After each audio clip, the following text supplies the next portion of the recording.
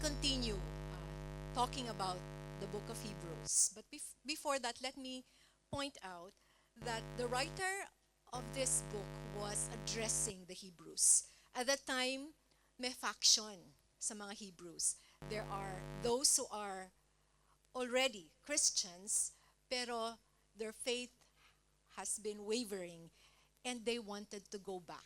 They were tempted to go back to the old covenant. Kaya nag-umpisa palagi yung ating teaching dito, ano yung difference between the old covenant and the new covenant. At meron namang mga Christian and a portion of the Christians in Hebrews, and these are Hebrew Christians, no? Ibig sabihin mga Jews ito, no?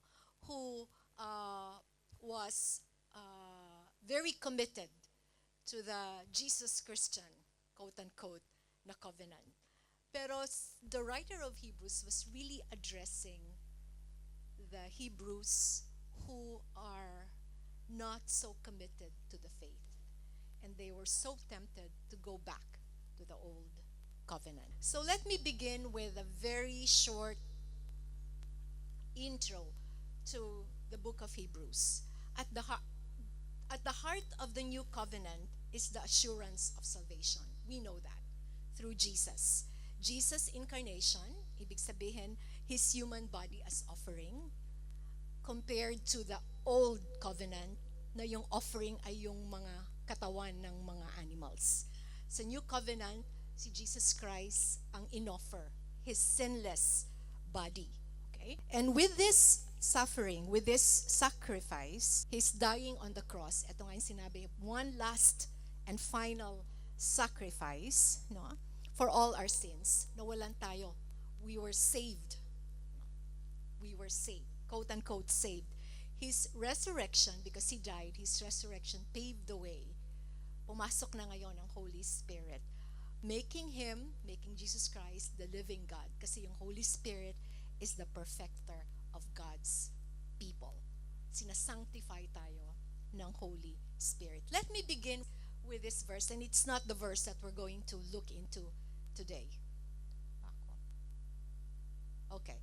This is the assurance of salvation. This is what we are studying if you are one of my students in discipleship classes. We're studying assurances, God's promises, and the first promise is the assurance of salvation. And this is a verse that I wanted them to memorize. So I don't know, and this is the verse among all the promises. Hirap na hirap silang mag-memorize kasi ito yung pinakamahaba. So, assurance of salvation, it says, 1 John 5:11 to 12.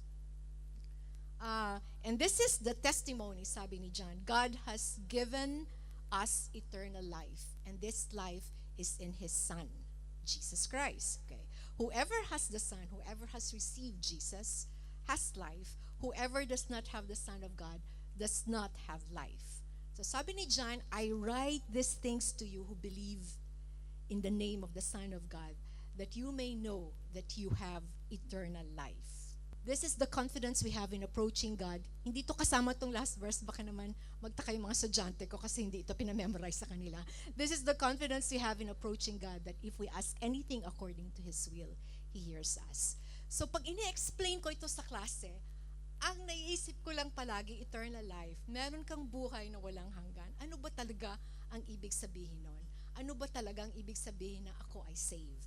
So ang aking tanong is, saved ka ba talaga? How many times have we asked ourselves that question? Do we have doubts about ourselves being saved? I had.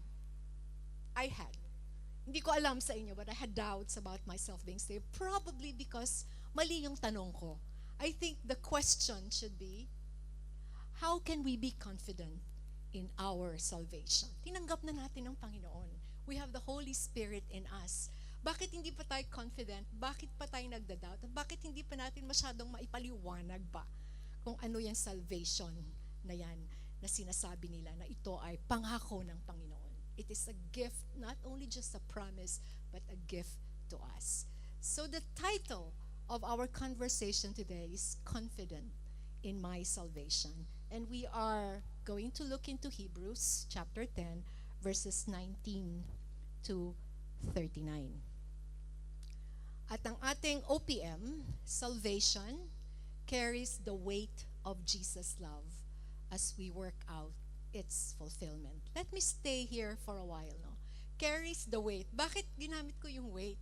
Kasi binivisualize ko yung bigat ng pagmamahal ng Panginoon. Kasi pag mabigat, nararamdaman natin. Lala nyo, pag halimbawa mabigat yung shoes, careful tayong maglakad. Pag mabigat yung dala natin, dahan-dahan tayo. So nararamdaman nyo ba yung bigat ng pagmamahal ng Panginoon? So ginamit ko yung weight. Pero dun sa ating mga section headings, ang nakalagay doon ay assurances. No? Ito yung pangako, assurance ng Panginoon dahil sa kanyang pagmamahal sa atin. As we work out its fulfillment, ibig sabihin, meron tayong papel. We are working out the fulfillment of our salvation. Ibig sabihin, proseso po ito, yung ating salvation. So let's look into this at excited akong i-impart ito sa inyo. So our key verse is, let us draw near with a true heart in full assurance of faith, with our hearts sprinkled clean from an evil conscience and our bodies washed with pure water. Kanina nakikinig ako doon sa prayer ni Pastor, let us draw near to the Lord. At sinasabi ko sa inyo na walang balakid. Tama ba yung Tagalog ko? Ay, walang balakid kapag tayo ay lalapit sa Panginoon. Balakid. Kailangan malumay. Walang balakid. There is malumay, di ba? Malumay. Walang balakid na lumapit tayo sa Panginoon. And this is because of what Jesus did. And we will get into this later. Okay. So, yung unang wait one, nakalagay doon sa ilalim, the assurance of duties done. Huwag kayong mag-alala, nilagay ko dyan lahat ng verses natin kasi the verses sometimes only speak for themselves. Ibig sabihin yung the assurance of our duties done, ibig sabihin, binigyan na tayo ng assurance na kung ano man yung dapat natin gawin ay magagawa natin. Kasi the Lord has made it not only easy for us, but has also made it accessible for us and has made it significant to us. So the first verse is, so dear brothers and sisters, we can boldly enter heaven's most holy place because of the blood of Jesus. Ginawa ko yung boldly enter. Kailangan with confidence na tayo ay pumapasok sa most holy place doon sa Old Covenant. Napakita na yon in the previous conversation na merong holiest, di ba? Ang nakakapasok lang doon is the high priest. No? Tayo, no? Because of the last and perfect sacrifice, because of the blood of Jesus, we could enter the most holy place. By His death, Jesus opened a new life and giving way to the curtain into the most holy place. Let me go back first to that boldly. Enter heaven's most holy place. Nung araw, nung the Old Covenant, yung mga high priest, nanginginig sila. Bago sila pumasok sa holy place. Takot na takot sila. Baka meron silang magawang mali. Baka meron silang masabing mali. At kasi pag nakapasok ka doon and you are not right. You are not correct. No? Pwede kang mamatay. Diba? Yung dalawang anak ni Aaron, I don't know if you have read this in the Old Testament, died inside the most holiest place. So, takot na takot sila. Pero tayo, sabi ng writer of the Hebrews, we can boldly enter the most holy place because of the blood of Jesus. And then, the next verse says, by His death, Jesus opened a new life and life-giving way through the curtain into the most holy place. Ibig sabihin dati sa Old Covenant, there is a curtain that separates the most holiest place dun sa hindi masyadong holy na place. Pero holy pa rin kasi temple yon. Okay. When Jesus died, we knew that the curtain was torn open from top to the bottom. Dito sa New Covenant, yung curtain na yan ay si Jesus. Okay? The curtain took the place of Jesus' body. So parang ina-usher tayo ni Jesus when we enter into that place where we meet God. He's there ushering us. It's new. Kasi kahit na nangyari ito centuries ago, yung pagkamatay ni Jesus at yung pagkabuhay niya at being living God is still new. New pa rin. So, niisip ko yung pagpasok natin, no, ina-usher tayo ni Jesus Christ as His Son. Now, anong ibig sabihin? What do you mean by entering into the most holy place. What do you mean by boldly, drawing near boldly to Christ? Ang naisip ko lang dito ay prayer and worship. We should boldly enter. So kapag tayo pumapasok, no? Dati kailangan doon lang sa particular place and in a particular time. Once a year, the year of the atonement. The new covenant, we can do this everywhere, anytime. We could enter into the most holy place. And we could enter as our true selves. Nakalagay dito. And since we have a great high priest who rules over God's house, let us go right into the presence of God with sincere hearts, fully trusting Him. For our guilty consciences have been sprinkled with Christ's blood to make us clean, and our bodies have been washed into pure water. Because of the sacrifice of Christ, no, clean na tayo. Hindi na tayo kailangang i-purify. No? So when we enter God's most holy place, true selves, anong ibig sabihin ng true selves? Our worshiping selves, our grateful selves, our desperate selves, our sick selves, our needing selves. Ganun tayo pag nagpipray, we enter into those most holy place with our true selves. At boldly, kahit alam natin na meron tayong ginawa kasi we have already been cleaned. We have already been forgiven. But we enter boldly. Diba? Can you imagine how different is that to the old covenant? When only the high priest can enter, hindi pa boldly, and once a year in the most holiest place in the temple. So this is such a gift to us, this new covenant. And then, ngayon na natanggal na lahat ng balakid, yung balakid, natanggal na yung access, no? Yung access doon sa pagpasok and drawing near to the Lord because of Jesus' sacrifice, no? Because also of the high priest, because of his death, no? Parang freshly na ina-usher niya tayo into God's presence, no? And because we can do this anywhere and everywhere, ano ngayon yung dapat nating gawin? Ito na yung working out our salvation. Ano ngayon yung ating dapat gawin? Sabi sa Hebrews, let us hold tightly without wavering to the hope we affirm, for God can be trusted to keep His promise. Sige lang. Kapit lang. Diba? Lagi natin yung sinasabi. Lalo na when we are our desperate selves. Lalo na kapag ang problema, kung tatagalog ako, pagtawa na yun, binubugbog tayo at binubugbog yung ating mga puso na hindi natin alam kung ano yung ating gagawin. Lalo na kapag yung mga tao sa palibot natin, yung ating mga kaibigan, yung ating pamilya, ay hindi naman talaga, parang hindi mo nararamdaman yung kanilang pagmamahal. Parang you don't trust them anymore. Even those who are your fellow Christians. Pero si God can be trusted to keep His promise. Kapit lang, lagi natin sinasabi, kapit lang, kapatid. And what else did He say? Let us think. All of a sudden, the author of the Hebrews went to the community, to the fellowship. Let us think of ways to motivate one another in acts of love and good works. Naiisip ko kasi ang faith and ang hope, pwede mo yung magawa in a solitary cell. But yung love, you cannot do that alone. It has to be in a fellowship. Kaya nga sabi ni John, if you love your fellow sisters and brothers, parang nakikita din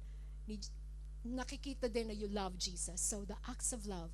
And let us neglect our meetings. Sige, yung mga Hebrews kasi dati, itong mga ina-address ng writer of Hebrew, grabe na yung doubt nila, grabe na yung temptation nila, hindi na sila sumasamba, hindi na sila nag-gather together. Iniiwasan na nila yung community of believers. Parang tayo, di ba?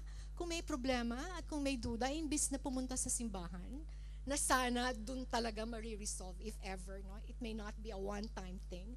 Lalo silang lumalayo sa simbahan. So let us not neglect our meeting together as some people do, but encourage one another, especially now that the day of His return is drawing near. Naisip ko, ano kaya yung equivalent ng mga Hebrews na yon? Yung Hebrews na natitempt na silang bumalik sa Old Covenant. Ano yung equivalent na ngayon ng mga believers? Sino yung mga believers na yon? Na nawawala na ng pag-asa, nawawala na ng trust, nawawala na ng pagmamahal sa simbahan, sa kanilang faith. And there are some of us who are in that position. Pero unlike, hindi naman tulad ng position at the time ng mga believers na yon. Kasi mamaya you will see how grave the situation was during the time.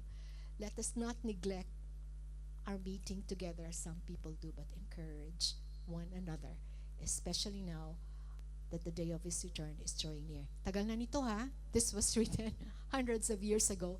Pero sinasabi pa rin ng writer, for His return is drawing near. Parang tayo rin, kailan pa kaya darating ang Panginoon? And we'll get into that later. So yung next na bigat ng pagmamahal ng Panginoon is, so ito yung OPM natin. Yung next na weight is the assurance of peril avoided. Meron siyang binibigay sa atin na warning through His Word. Ano yung pakiramdam nyo? What do you feel about warning? Do you feel it as a threat? Do you see it as a threat? Do you see it as something that you fear? Paalala? In my work, before we begin anything, meron kaming tinatawag na caution, babala. Hindi ka inuobliga na magsalita ng kahit anuman. Pero kung magsasalita ka, ito ay isusulat o i-video record at ito ay maaaring gamitin katibayan laban sa'yo. Gano'n, no? So, no, it's not just a lawyer. It's a caution. Para yung naaresto na tao o kung sino man yung ini-interview na tao, mag-ingat. Nakita ko sa isang translation na ang translation ng caution is babala para mag-ingat. Kasi pag babala lang, babala, huwag kang tatawid dyan, mamamatay ka, di ba? Sa ating mga highways, ganyan, kailangan gamitin mo yung pagkataas-taas na flyovers para tumawid. Para nakakatakot yung babala, no? Dito, peril avoided, merong pangako yung Panginoon na tayo ay napoprotektahan ng caution na ito, ng warning na ito. At winar niya yung mga Hebrews na nagwi-waver na yung mga faith. At talagang konti na lang, isang hakbang na lang, they will cross over. Babalik na sila dun sa Judaism. Babalik na sila dun sa Old Covenant. Let's look at the verses. Dear friends, sabi niya, if we deliberately, matagal ko to ininda. Tama ba yung Tagalog ko? Etong verse na to, kasi parang if we deliberately continue sinning after we have received the knowledge of truth, there is no longer any sacrifice that will cover the sins. Yung ginawa ng Panginoon nung namatay siya is the last and perfect sacrifice to cover our sins. So itong kasalanan na ito, deliberately continue sinning after we have received the knowledge of truth. Ibig sabihin, natanggap na natin yung Panginoon. Somehow nakilala na natin siya. At siguro kasi kung yung Hebrews na to, kung ang ina-address ng writer is those Hebrews who wanted to go back to the old tradition, they have been attending meetings, probably years, we don't know how long, but they have already previous knowledge of the truth, which is Jesus Christ. There is no longer any sacrifice that will cover the sins. Siyempre, nag-research ako, ito ba yung ibig sabihin ng backsliding? No. Yung backsliding, as we understand it now, if we commit a sin, no, nag-backslide tayo kasi hindi tayo sumunod o hindi tayo nag-obey sa Panginoon. Pero hindi natin tinalikuran yung faith. Hindi natin tinalikuran yung katotohanan ng Panginoon at yung katotohanan ng Panginoong Diyos. Ito, when willful sinning, ang ibig sabihin nito, you have come to that threshold na hindi ka na mako-cover ng grace ng Panginoon. Kasi itinakwil mo na siya. Okay. Let's look at the next verses. Kasi ito yung mga nangyari sa mga Hebrews who wanted to go back to the old tradition, to the old covenant. Some of them did. Okay? Nakalagay, there is only the terrible expectation of God's judgment and the raging fire that will consume his enemies. Ito lang yung may expect natin, no? Kung tayo ay isa nga ba dun sa mga Hebrews na yon na tinalikuran yung katotohanan ng Panginoon. Then it goes further. For anyone who refused to obey the law of Moses. Nung araw nung araw, ito lang yung nangyayari sa kanila. If you refuse to disobey the law of Moses, pinapatay na sila. Doon lang based on the testimonies of 3 witnesses. Death agad. No. Lalo pa ngayon sa New Covenant, kasi just think how much worse is the punishment for those who have trampled. Iisa-isahin ko yan mamaya. For those who have trampled on the Son of God. Anong ibig sabihin nun? Inapakan mo ang Panginoong Jesus and have treated the blood of the covenant which made us holy as if it were common and unholy, and have insulted and disdained the Holy Spirit who sanctifies and who brings mercy to us. Ito yung ibig sabihin ng deliberately sinning, no? Ibig sabihin you have trampled the Son of God. Anong ibig sabihin nito? Tinalikuran nyo. Hindi nyo binigyang halaga, dininay nyo yung ginawa ng Panginoon sa inyo. English niya. The moment na tinalikuran nyo yung inyong pananampalataya, yung inyong faith, parang tinalikuran nyo yung ginawa ng Panginoon sa inyo. He died for you. At para ring tinakwil nyo yung significance ng kanyang blood. Parang sinabi nyo na hindi pure yung blood ng Panginoon. Parang blood lang yan ng mga animals. At kung hindi pure yung blood ng Panginoon, parang sinabi nyo na makasalanan yung Panginoon. So you trample the Son of God, tapos tiningnan nyo pa na yung kanyang dugo ay common, parang dugo lang ng animal, parang dugo lang natin, dugo ng mga makasalanan. And have insulted and disdained the Holy Spirit. Remember that when you have known the truth and that the truth resides in you, the Holy Spirit resides in you. It is the Holy Spirit that sanctifies us. It is the Holy Spirit that makes Jesus living and perfects us. So, parang kapag ito ay tinalikuran nyo, parang binaliwala nyo na yung Holy Spirit. I was looking into other verses, no? But I will not touch on that kasi I'm not really sure. No? Kasi meron tayong the unforgivable sin is the blasphemy of the Holy Spirit. Somehow nung binabasa ko, siguro ito yon, no? When you trample the Son of God, when you treat the blood of the covenant which made us holy, common, and when you disdain the Holy Spirit, siguro ito yung ibig sabihin ng blasphemy of the Holy Spirit. Unforgivable sin. Pero ang feeling ko kasi, pag ito ginawa mo, wala na sa'yo yung forgiveness. Kasi nga lumabas ka na sa faith. So, iba yung ating mga nangyayari sa buhay natin na sobrang laki ng ating kasalanan. Pero mercy is still available. Kaya may assurance of forgiveness tayo kapag tayo ay nasa loob ng faith, kapag tayo ay nasa loob ng katotohanan ng Panginoon.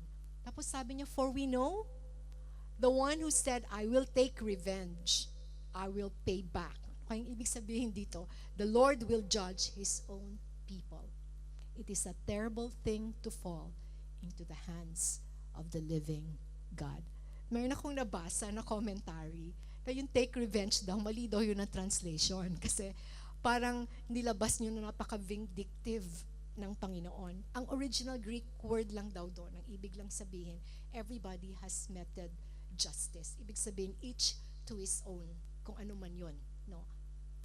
So, the Lord will judge His own people. Own people.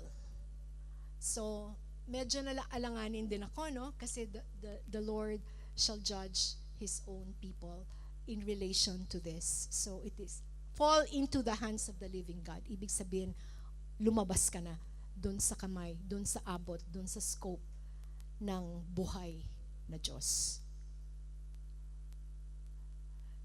Salvation carries the weight of Jesus' love as we work out its fulfillment. Itong warning na ito, itong caution na ito, how do you feel about this? Does it give you assurance? Kasi it should be the assurance of peril avoid.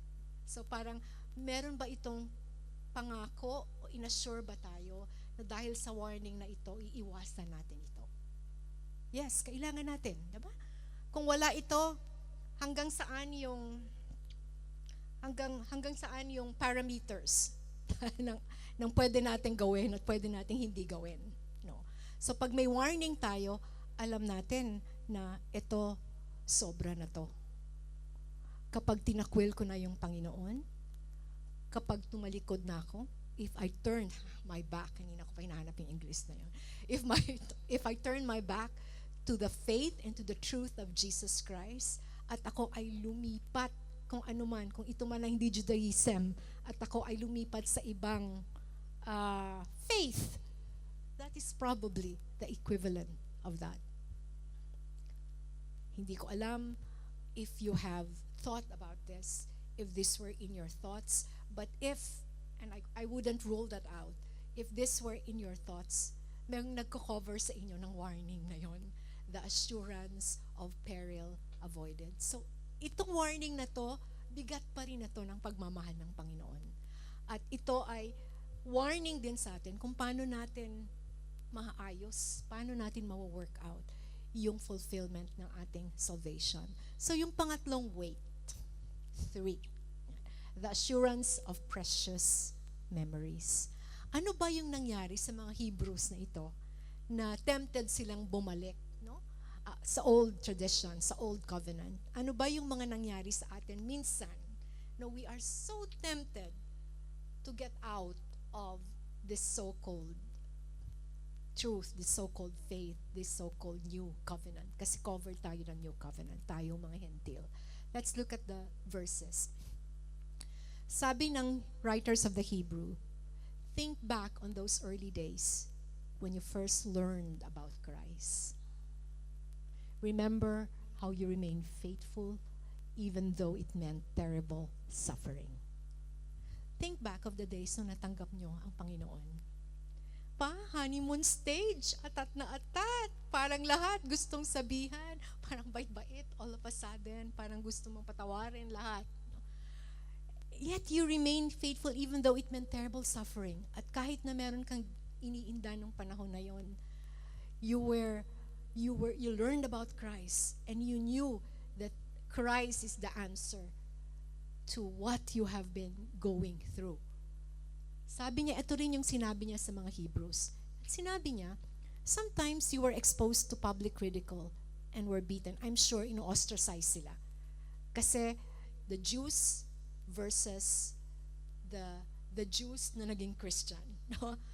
Public ridicule and were beaten. Siguro pinaparinggan, sinasabi na ano yung ginagawa mo, bakit ka kumakain ng ganyan, kung ano man. And sometimes, because you were part of this new Christian faith, you help others who were suffering the same thing. So, tinulungan mo yung iba. Kayo, para kayo na. Isang click na kayo. Nagtutulungan na kayo. Kasi pare-pareho kayong nagsasuffer ng public ridicule. We're beaten. At that time, physical pa yung suffering. No? Nakita nyo naman how Paul and how the other Christian leaders were beaten and were jailed because of their faith. You suffered along with those who were thrown into jail. And when all you owned was taken from you, you accepted it with joy. You knew there were better things waiting for you that will last forever.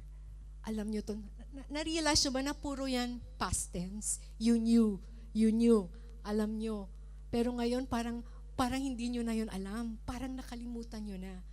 So merong assurance yung writer ng Hebrews, assurance galing sa Panginoon na think about what happened in the past. Think about what you did. I remember in Jeremiah na I remember following you in the desert. And I was following you wherever you go. I was still young in the Lord. Parang ganito to. You knew there were better things waiting for you that will last forever. So, sabi dun sa, so anong dapat natin gawin? Anong dapat niyong gawin? Do not throw away this confident trust in the Lord.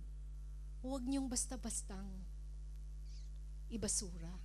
Huwag niyong basta-bastang kalimutan. Remember the reward, the great reward it brings you. Patient endurance is what you need now. Bakit? So that you will continue to do God's will. Patient endurance kasi you are going through, at that time, grabe na religious change, grabe na religious suffering, grabe na struggle. No? Tapos ang tagal-tagal pa ni Jesus dumating, sabi nila dadating si Jesus. So, then you will receive that He has promised. Ano ba yung pinapromise niya? Lalo lahat tayo nagmamadali palagi. I think we were wired that way, no? We wanted an immediate resolution. We wanted immediate solution. Kapag tayo ay pinromesahan, gusto natin agad-agad magawa. So nakakalimutan natin na in everything, there is always a process. Like this, there is a process in all this. But ang kailangan nyo lang is patient endurance. Sa isang marathon, we were watching this documentary, tawag niya Four Trails. It's an extreme marathon involving selected marathon. Isa lang, walang team, no? To walk through the Four Trails in Hong Kong. To walk through Maclehose, the Hong Kong Trail, the Wilson Trail, and the Lantau Trail. In 68 hours. Kailangan magawa nila yon. So nung umpisa pa lang sa documentary, ini-introduce na nila yung mga bahasa. Mga bihasa na ito. They're not just ordinary runners. They were selected because of their competitive streak and because of their experience, no? So syempre, yung mga bihasa na mga 40 up, 38 between 40 ito, and then you have those who are very young, say early 30s. At merong late 20s. There was just, I think, 12 or 18 of them, no? At yung kanilang goal at that time is to do it in 50 hours. Na ma-trek nila itong Four Trails na to in 50 hours. And you will be surprised na meron pang isa doon na merong sugat talaga siya days before that marathon happened. And you will be surprised that it is not the young ones.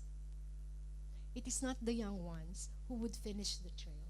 It would always be, when you talk about age, ito yung mga marami ng naraanan. Marami na daanan. Kasi ito yung they may not have the energy, they may not have the strength, but they have the endurance.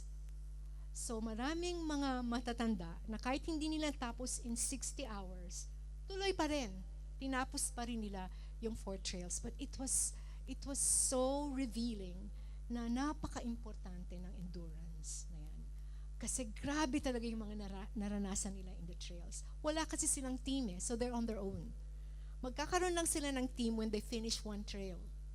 Yung iba na nahihilo na, yung iba wala na sa sarili.